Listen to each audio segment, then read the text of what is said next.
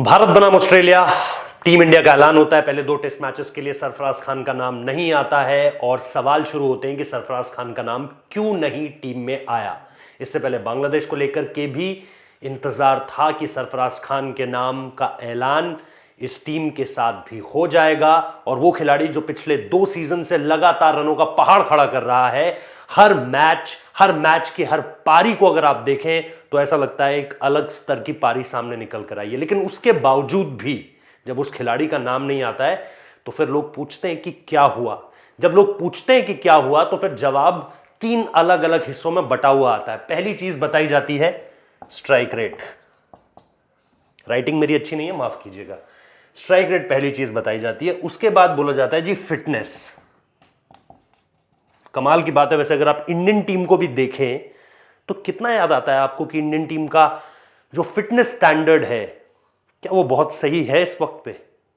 क्या डेक्सा और योयो की वापसी ये नहीं बताती कि आपने खुद अपनी फिटनेस को लेकर के कॉम्प्रोमाइज शुरू कर दिए थे? इंडियन टीम में अगर आप देखें तो कितने खिलाड़ी पूरी तरीके से फिट है? अपने आप में बड़ा सवाल है, आपको जवाब पता है इस बात का। और इसके बाद जो तीसरी चीज ये बोली जा रही है कि भाई इंडिया ए,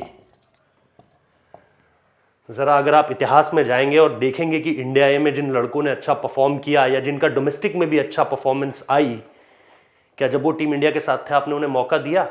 मैं आपको ले जाऊंगा अतीत में और सवाल ये जरूर पूछूंगा। अगर आपको जवाब पता है तो कमेंट में बताइएगा।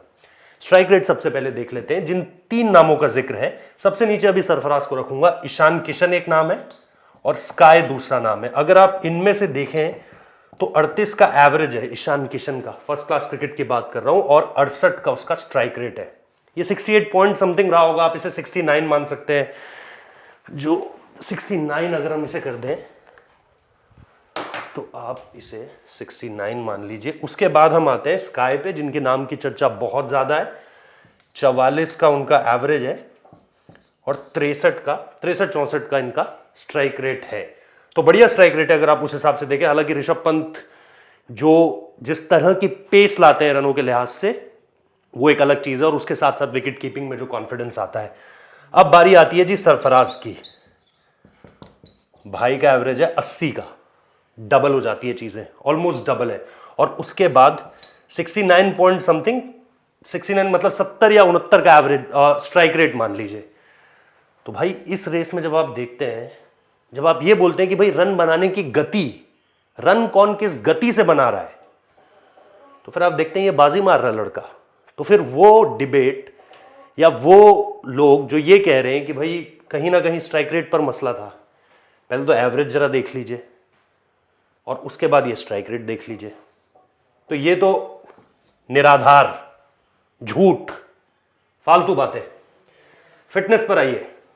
मेरा ये कहना है ये लड़का पिछले 2 सीजन से आपको खेलता हुआ दिख रहा है, और फिटनेस पर इसे कंपेयर भी कीजिए जो आपकी इंडियन, मैं किसी का नाम नहीं लूंगा, आप सब जानते हैं इंडियन टीम में जो खिलाड़ी हैं वो कितना टेस्ट क्रिकेट खेलते हैं, और ये सब खेल रहा है, स्मार्ट भी खेल रहा है। ये क्या कर रहा है भाई? शतक नहीं बना रहा है, 100 नहीं बना रहा है, बड़े 100 बना रहा है। अब जरा पारियां उठाकर देखिए सरफराज की, 150 से प्लस, 200 से प्लस, और ये बार बार आ रही है। अगर आप उसकी पिछली कुछ 20-25 पारियां देखोगे तो एक आध कोई 5-6 का स्कोर मिलेगा, एक आध कोई 35-37 का स्कोर मिल जाएगा। और जब आप पारियां निकालनी शुरू करेंगे तो आपको पता चलेगा कि कितने बड़े बड़े 100 बनाता है और कितनी बड़ी बड़ी पारियां खेलता है और लगातार खेलता है।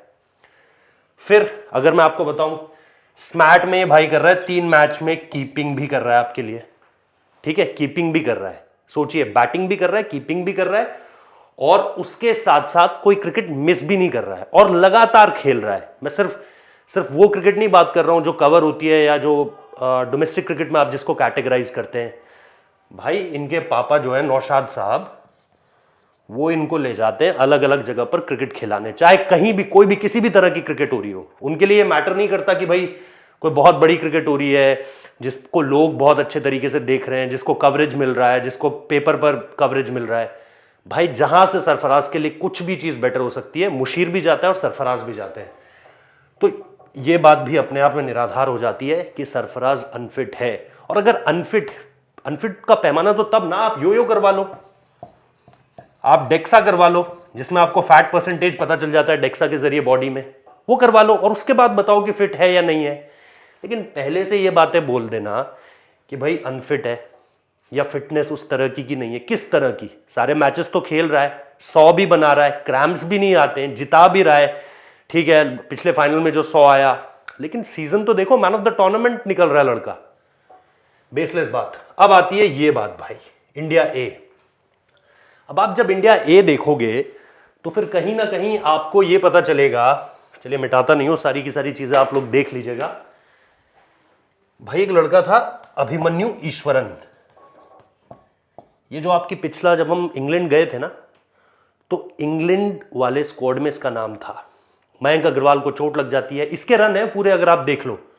एक और नाम है प्रियांक पांचाल, इसके भी रन है भाई, इसके भी इंडिया ए में भी रन है और डोमेस्टिक में भी इसके रन है। तो जब आप इन दोनों लड़कों को देखते हो, और इन दोनों लड़कों, और ऐसे कई और नाम है, और अगर आप डोमेस्टिक के ही दम पर खिलाड़ियों को उठा रहे हो, आपने जितेश को कहां से लाया आप, ठीक है, आप शॉ को कहां से लाए, पृथ्वी शॉ को आप कहां से लाए, आप उनादकट को कहां से लाए, डोमेस्टिक से ही लाए ना भाई। तो ये बंदा सरफराज, ये भी तो डोमेस्टिक में ही रन बना रहा है। तो अगर इसको जगह मिल सकती है, इसको जगह मिल सकती है, इसको जगह मिल सकती है, तो इसको क्यों नहीं जगह मिल सकती, ये मुझे कोई बताए।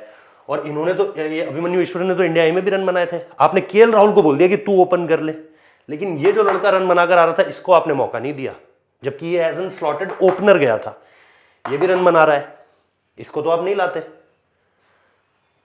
बेसलेस बात, इसका भी कोई ना सर ना पैर, 2 मैचेस 3 मैचेस, अरे देखो तो सही क्या कर रहा है।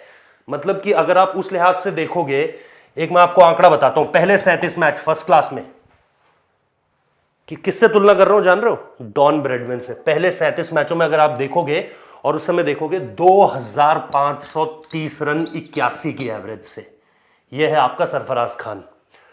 और 2000 कुछ 377 रन है 79 की एवरेज से, डॉन ब्रैडमैन। अबे देखो तो सही लड़का कर क्या रहा है। आपने बस निराधार बातों पर, स्ट्राइक रेट नहीं है, फिटनेस नहीं है, इंडिया ए में क्या किया है, बाकी नहीं देख रहे हो जो उसने किया हुआ है। तो मतलब ये सारी की सारी बातें ना, एंड ऑफ स्टोरी, ये सारी की सारी बातें बेसलेस। आपको नहीं खिलाना है किसी को, आपको सूर्या ज्यादा कॉन्फिडेंस दे रहा है, दे रहा होगा, लेकिन भाई जो कर आ रहा है, जो मतलब आपकी सबसे क्रेडिबल जो आपका डोमेस्टिक सेटअप है, अगर आप उसी से विश्वास हटा देंगे खिलाड़ियों पर, तो आप कैसे चुनेंगे किसी को। और उन खिलाड़ियों को आप क्या मैसेज दे रहे हो कि आप करते रहो, हम तो नहीं चुनेंगे।